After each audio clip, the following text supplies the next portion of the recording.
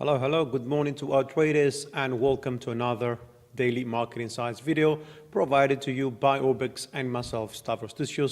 Mr. President seems to be taking on one trader at a time now. As yesterday, some well-informed people informed Bloomberg that auto tariffs in Europe are now going to be delayed for about 6 months. No formal decision as of yet, but Saturday's imposition is now helping markets somewhat recover, given Mr. Trump's forgiving mood. Now, more good news said that the US is reassessing steel and aluminum tariffs against Canada and Mexico too. Let's see how the pound has performed, amid the increasing uncertainty against the yen, because yen has been quite strong over the past few days because of all these developments around the trade war. And while we're at it, let's also revisit the Canadian dollar against the yen.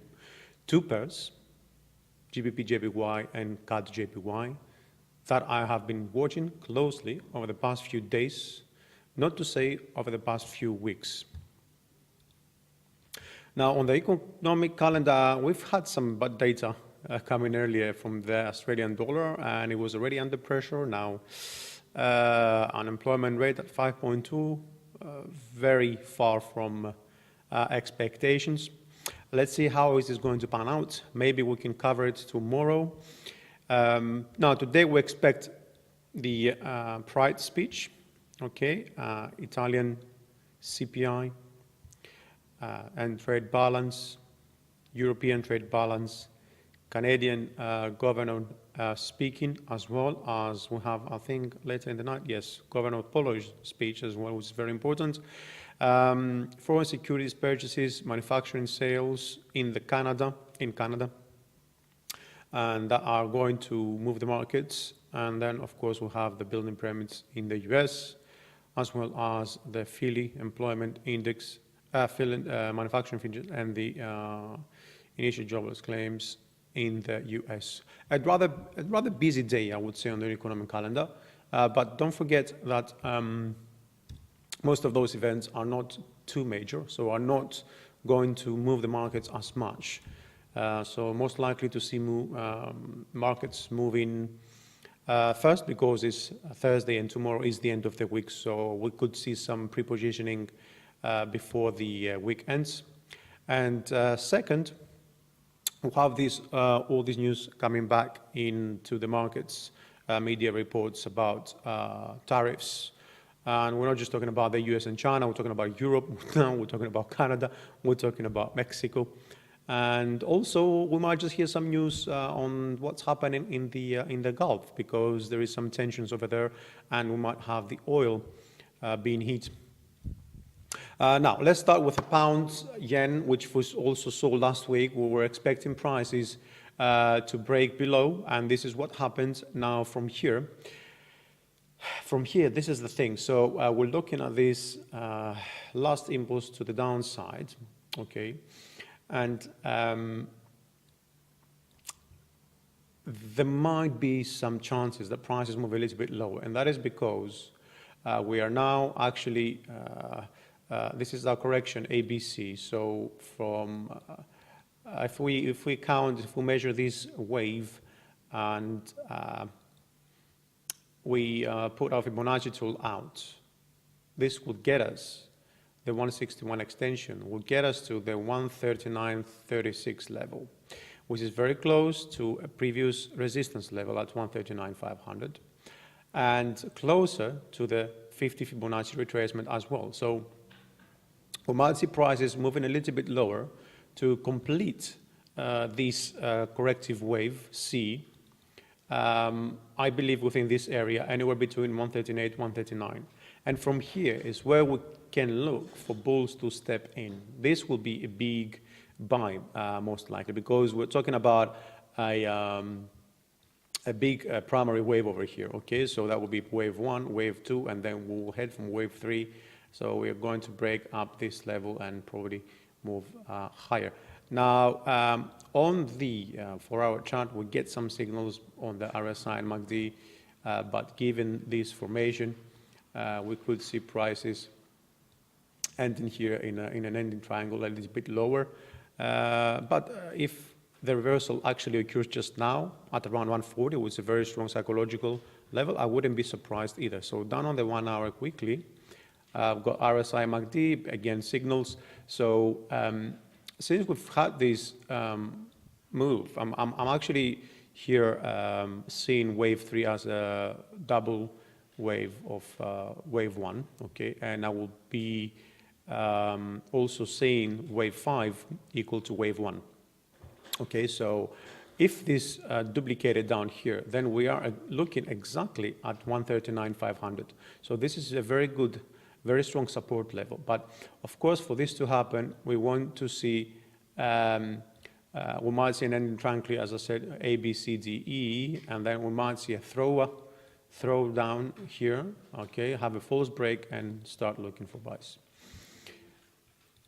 So on the pound yen, a very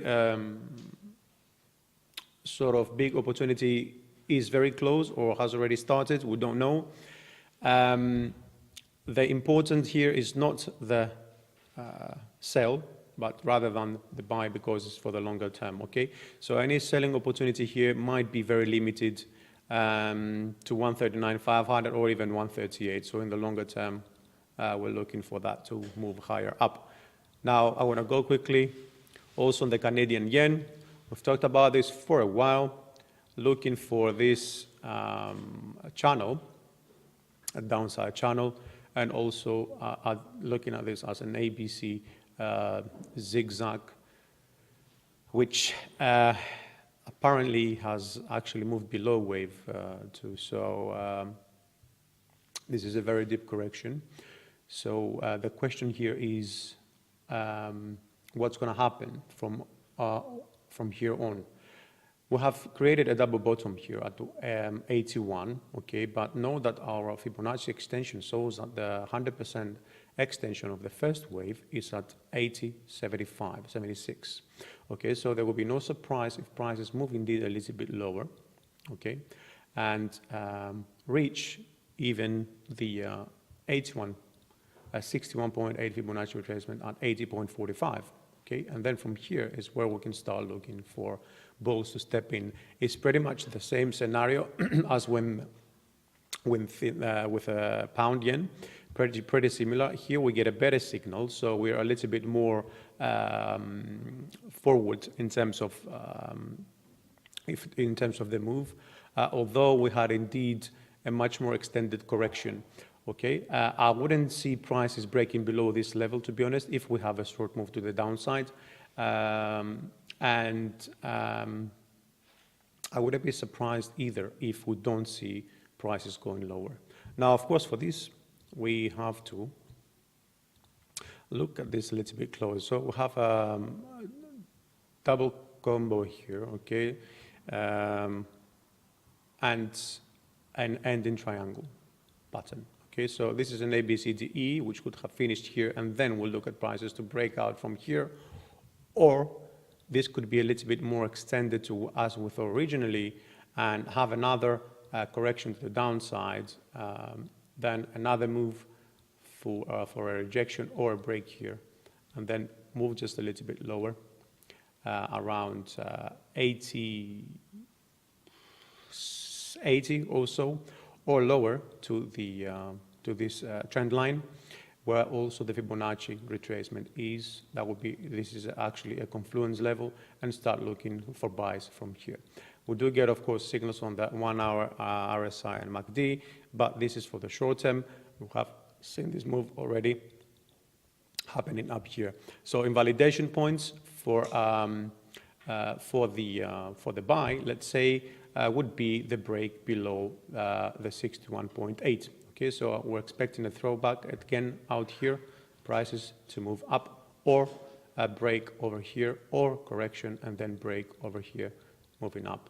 Okay, now of course, then we're looking at first target is this one, 82.69, second target, 84.25, and then because this is wave 2, then we're looking at wave 3, which will be higher, much higher than this top, and we're looking, this can run for quite a few pips as well as a last target.